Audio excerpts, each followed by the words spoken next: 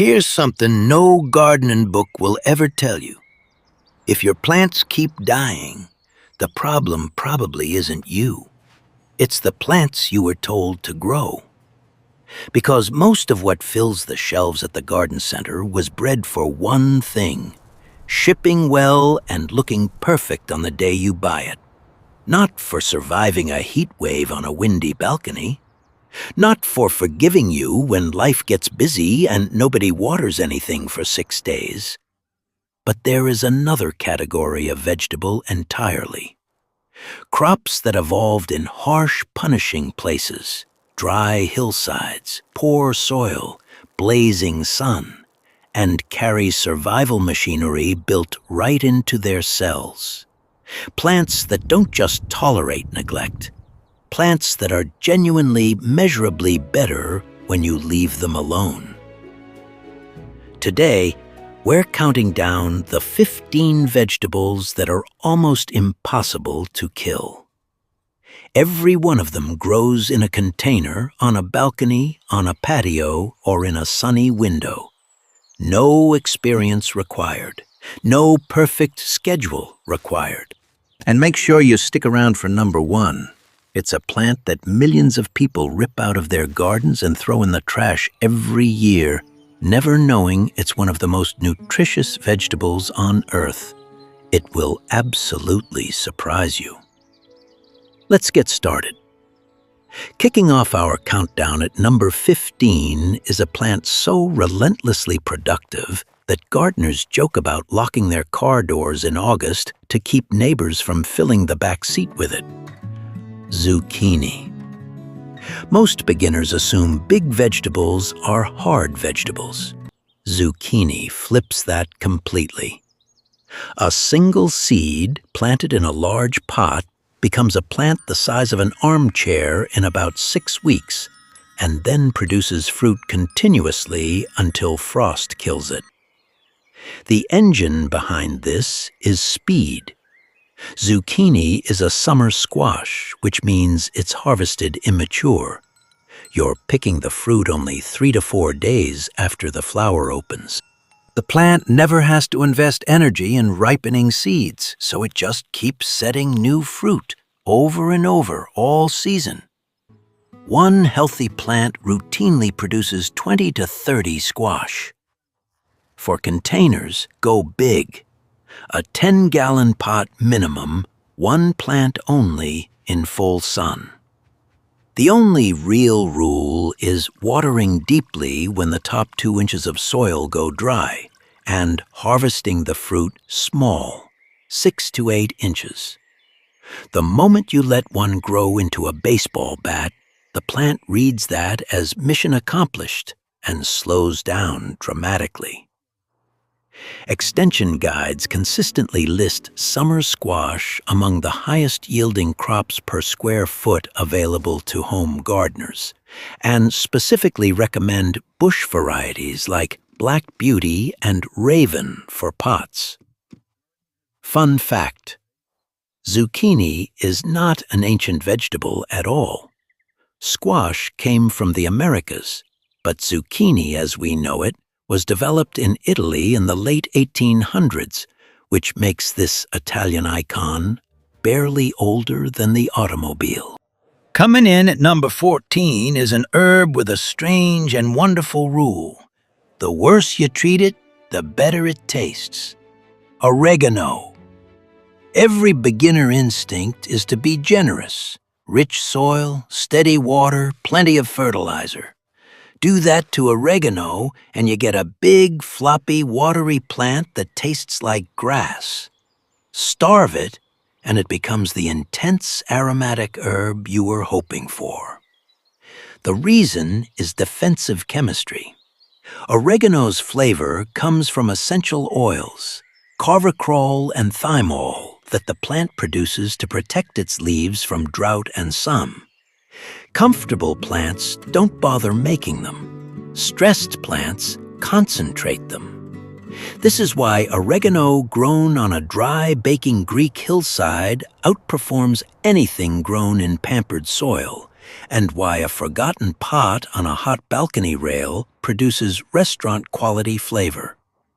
Use a small clay pot with gritty, fast-draining soil and water only when the plant is properly dry. Never fertilize. As a hardy perennial in most regions, it dies back in winter and returns on its own each spring for years. Herb references consistently note that Mediterranean herbs grown in lean, dry conditions test measurably higher in essential oil content than the same plants given rich soil and regular water. Fun fact: the name comes from the Greek words for mountain and joy. Oregano literally translates to joy of the mountains, named for the wild hillsides where it grows without a single person tending it. Sitting at number 13 is the crop that solves the single most frustrating problem in summer gardening: Malabar spinach. Everyone knows the heartbreak.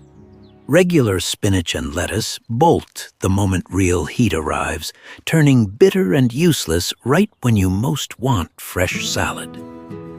Malabar spinach does the exact opposite. It sulks in cool weather and explodes in heat that kills everything else. It isn't actually spinach at all. It's a tropical vine from South Asia with thick, glossy, succulent-textured leaves that hold moisture like a reservoir.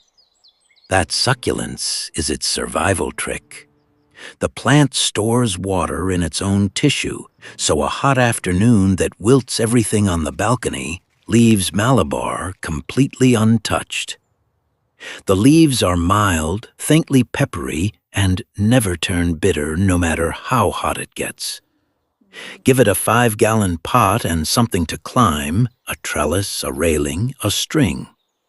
In full sun and heat, it grows aggressively, and harvesting simply makes it branch and produce more.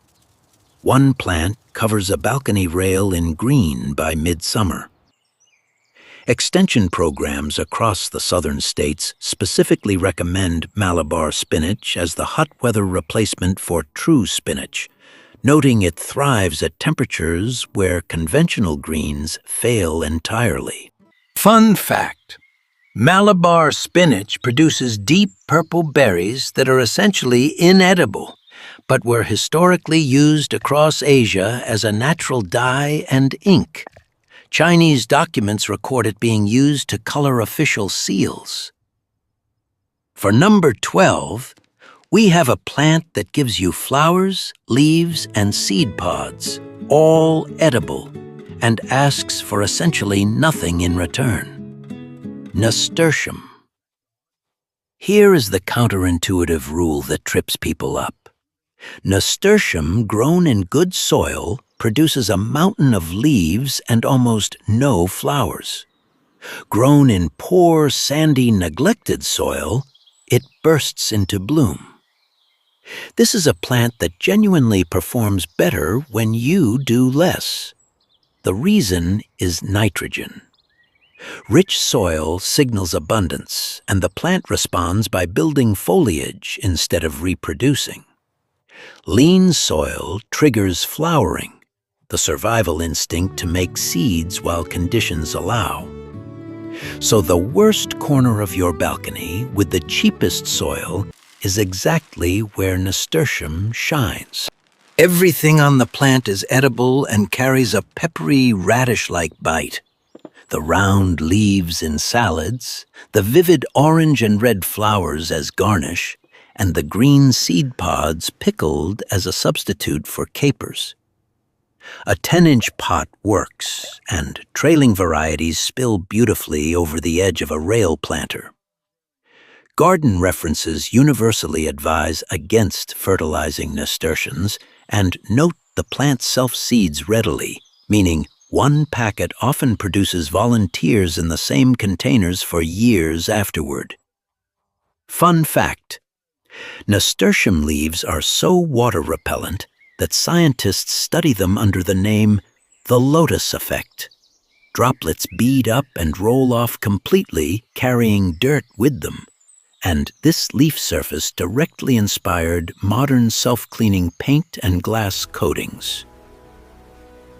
Just outside our top 10, at number 11, is a vegetable that survived being fed to sailors as scurvy medicine and never lost its toughness: New Zealand spinach.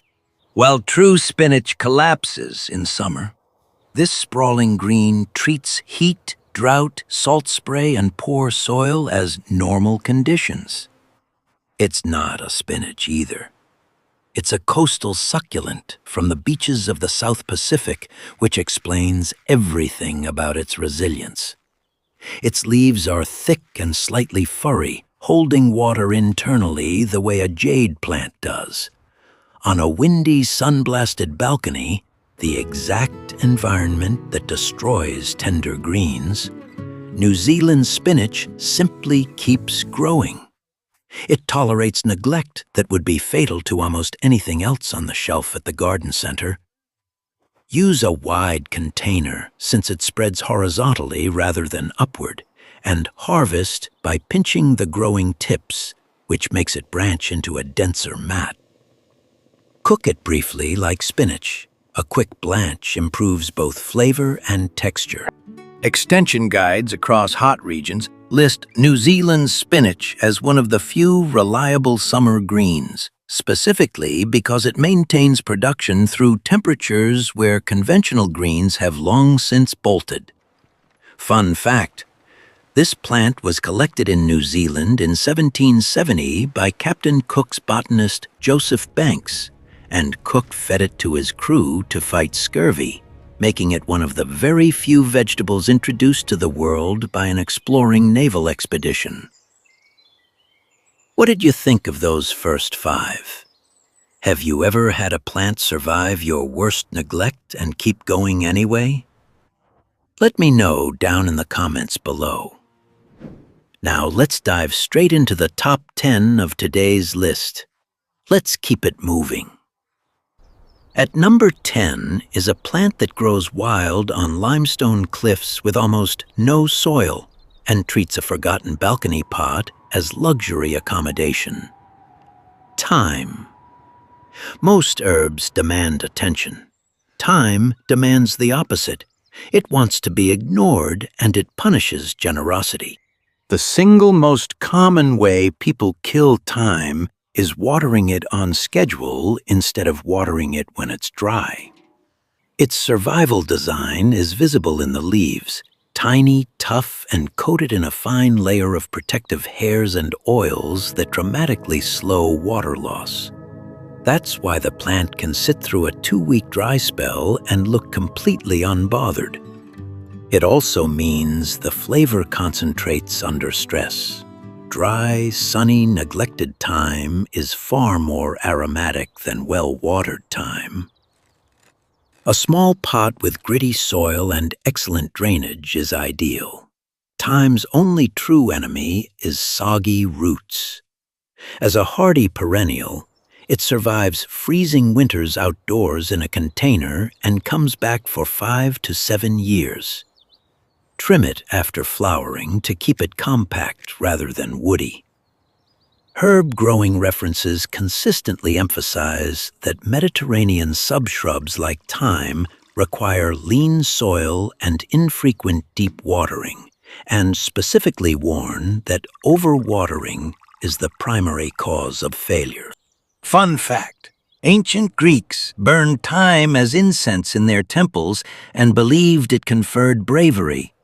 Roman soldiers bathed in thyme water before battle, and the word itself is thought to trace back to a Greek root meaning courage. Moving down to number 9 is a vegetable that grows so aggressively it's classified as a weed in parts of the world, and it happens to be one of the most nutritious greens on the planet: Amaranth, also known as callaloo. Here's the shift in thinking. Instead of fighting a plant's vigor, use it. Amaranth grows in poor soil, blazing heat and drought, reaching harvestable size in about a month and regrowing every time you cut it.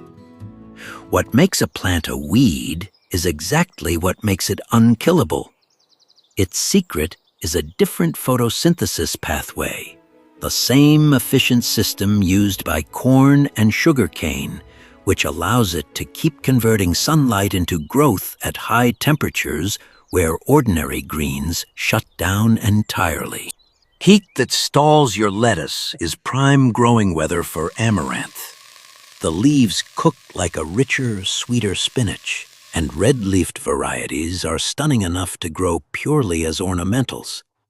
A 5-gallon pot in full sun, minimal water, and no fertilizer produces continuous harvests all summer.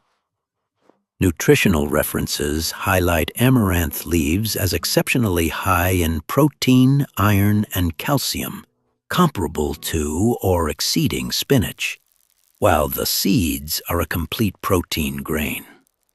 Fun fact: amaranth was a sacred staple of the Aztec Empire, so central to their religious ceremonies that Spanish colonizers banned its cultivation entirely, and the crop survived only because it kept growing wild, completely beyond anyone's control. At number 8 is the plant most likely to already be on your balcony, quietly outliving everything around it: rosemary. Rosemary is often sold as a delicate, fussy herb. It's the opposite. It's a woody shrub from the sea cliffs of the Mediterranean, engineered by evolution for salt wind, rocky ground, and months without rain. Look closely at a rosemary needle and you'll see the machinery. The leaf is narrowed to reduce surface area, waxy on top to block evaporation, and pale and fuzzy underneath to trap humidity right against its pores. It's a plant wearing its own desert survival gear. This is also why it stores such intense flavor. Those aromatic oils are literally sunscreen and drought armor. Give it a clay pot, gritty, free-draining soil, and full sun, and then genuinely leave it alone. Water deeply only when the pot feels light. In cold regions, move the pot into an unheated garage or a bright, cool room for winter. In mild regions, it stays outdoors permanently and can live for a decade or more. Horticultural references note that container rosemary fails far more often from root rot than from cold or drought, which is why they recommend terracotta pots. The porous clay actively wicks moisture away from the roots.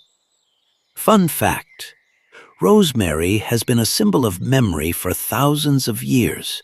Greek students wore sprigs while studying, and modern research has actually investigated links between rosemary's aroma compounds and memory performance. Claiming the number 7 spot is the crop that shatters one of gardening's biggest myths, that tomatoes are difficult: cherry tomatoes. The myth exists because of big tomatoes. Beefsteak varieties are genuinely demanding. They need long seasons, steady feeding, and perfect conditions, and a single crack or blight spot ruins a fruit you waited 3 months for. Cherry tomatoes play a completely different game.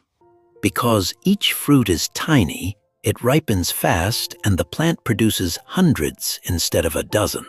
A disease that wipes out a beefsteak crop barely dents a cherry tomato. You lose a handful and there are 300 more coming. Their thick skins resist the cracking that ruins large tomatoes after rain, and many cherry varieties trace back to wilder ancestors with far more natural disease resistance bred in. Use a 5-gallon container minimum, 1 plant, full sun, and a sturdy cage. Water consistently.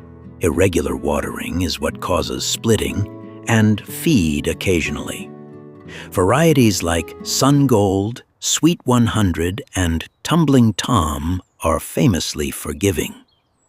Extension trials consistently rank small-fruited tomatoes as significantly more reliable for containers and beginners than large-fruited types, with dramatically higher total yields per plant.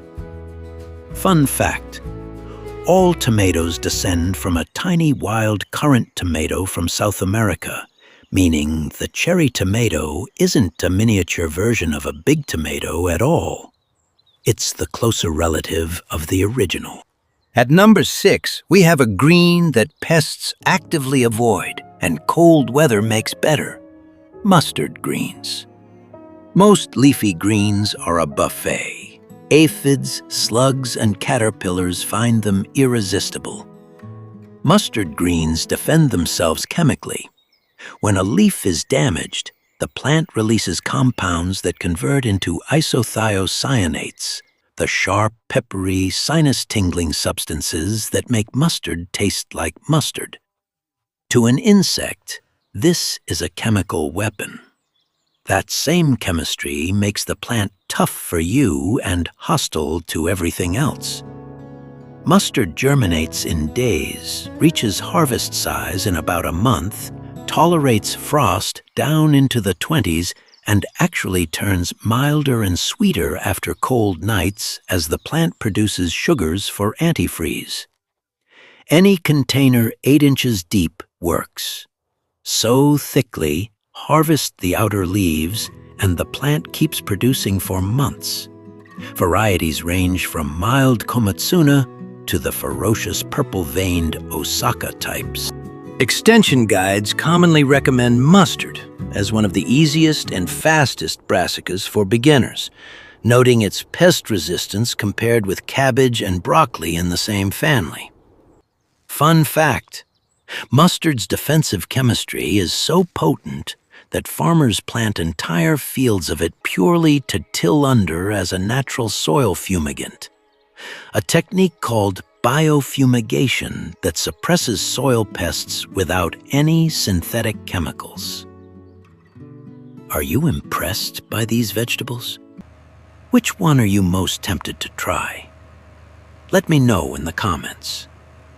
Now, let's head into the top 5 of our list and make sure you stick around for the final vegetable. It is absolutely going to surprise you. Let's step into number 5. Entering our top 5 is a crop that thrives on the exact conditions that kill most vegetables: heat, drought, and poor soil. Sweet potatoes.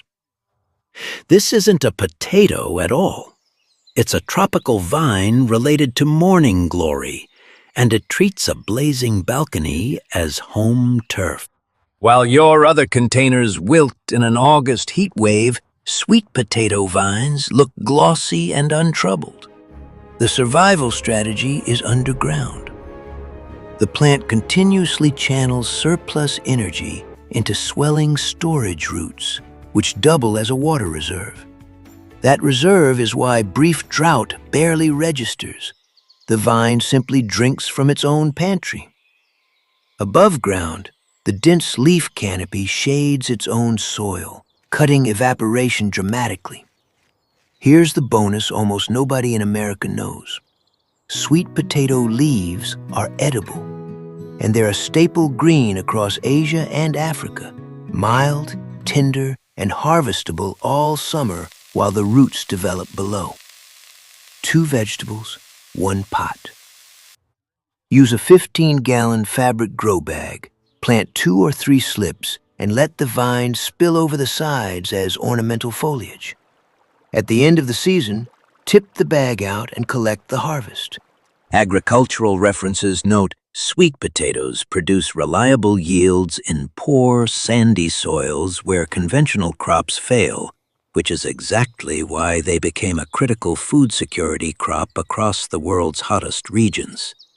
Fun fact: sweet potatoes were growing in Polynesia centuries before European contact, despite originating in South America.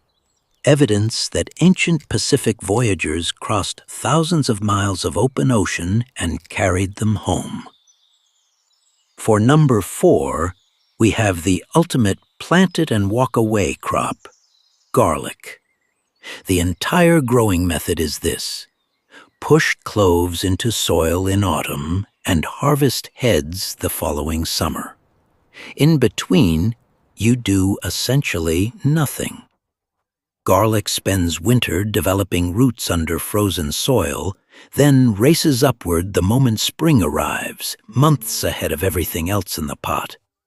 Its resilience is structural. Each clove is a fully loaded energy package with everything the plant needs to establish itself, which is why garlic doesn't need coddling like a fragile seedling. It also produces its own sulfur-based defensive compounds. The same chemistry that gives garlic its flavor makes it deeply unattractive to insects and resistant to fungal problems.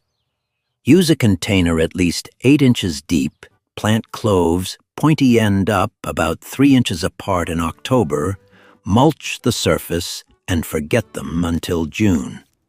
When the lower leaves brown, lift the heads and cure them in a dry, shaded spot for 2 weeks. Extension guides rate hardneck garlic as hardy through the coldest zones in the country and specifically recommend fall planting in containers, provided the pots get some wall shelter over winter. Fun fact: hardneck garlic sends up a curling flower stalk called a scape in early summer, which must be snapped off so the plant puts energy into the bulb. And those scapes are a gourmet vegetable in their own right, sold at farmers' markets for premium prices. Claiming the bronze medal at number 3 is a plant that produces hundreds of tiny fruits while pests and diseases ignore it completely: the cucamelon.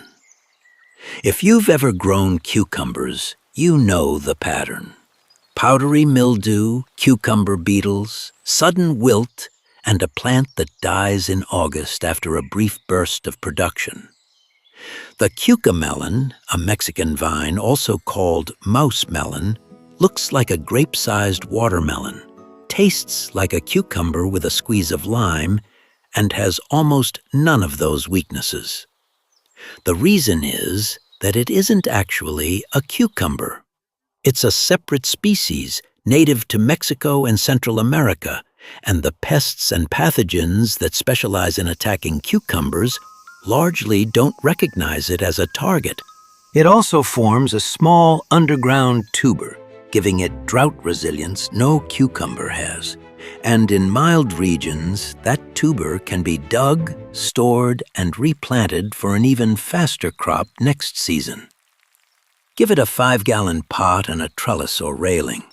The vine is delicate and ornamental, and once established, it produces continuously until frost, needing very little from you.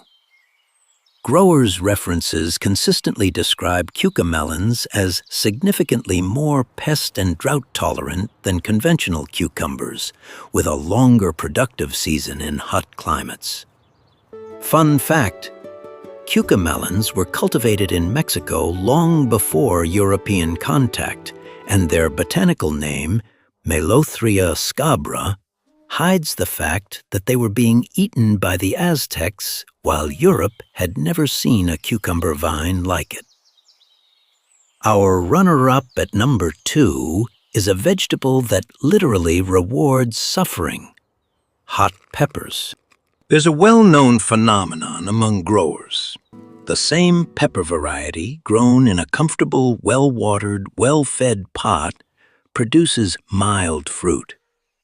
Grown in a small container with lean soil, intense sun, and irregular water, it produces fruit that's dramatically hotter. That's not a myth, it's chemistry. Capsaicin, the compound that creates heat, is a defensive substance the plant produces to deter mammals from eating its seeds.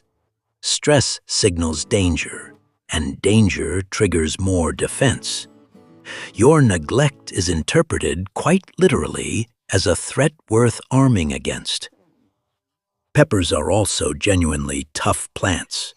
They originate in hot, dry regions. Their waxy leaves resist water loss, and their compact root systems suit containers perfectly. A 3 to 5 gallon pot per plant in the sunniest spot available is all they need. And here's the part most people never discover. Peppers are actually tender perennials, not annuals. Bring the pot indoors before frost, cut it back, keep it barely watered in a bright window, and it will restart in spring, with a second-year plant fruiting far earlier and more heavily than any seedling. Horticultural references confirm that water stress measurably increases capsaicin concentration, and that overwintered pepper plants routinely outperform first-year plants. Fun fact: birds are completely immune to capsaicin. They lack the receptor that registers the burn. That's not an accident. The plant evolved heat specifically to stop mammals from chewing its seeds, while letting birds swallow them whole and spread them across huge distances. And taking the absolute crown at number 1, a plant that millions of people pull out of the ground and throw away every single year, never realizing it's one of the most nutritious vegetables on Earth. Purslane. You have almost certainly seen it. That low, sprawling plant with fat, glossy teardrop leaves and reddish stems growing out of a sidewalk crack or the edge of a driveway, thriving where nothing else will. Gardeners across the world consider it a weed. In Mexico, it's verdolagas, sold in markets. In Greece and Turkey, it's a traditional salad staple, and it is nearly impossible to kill. Its survival machinery is genuinely remarkable. Purslane uses a rare metabolic pathway that lets it open its pores at night when the air is cool and humid, storing carbon dioxide until morning, so it can photosynthesize through blazing daylight hours with its pores sealed shut, losing almost no water. It's the same trick cacti use. A pulled purslane plant left lying on hot pavement can survive on its stored internal water and re-root when it rains. And nutritionally, it embarrasses the vegetables we pay for. Purslane contains more omega-3 fatty acids than any other leafy plant ever measured, along with heavy loads of vitamin A, vitamin C, magnesium, and antioxidants. The taste is crisp, lemony, and slightly salty. Excellent raw in salads or briefly cooked. In a container, it needs almost nothing.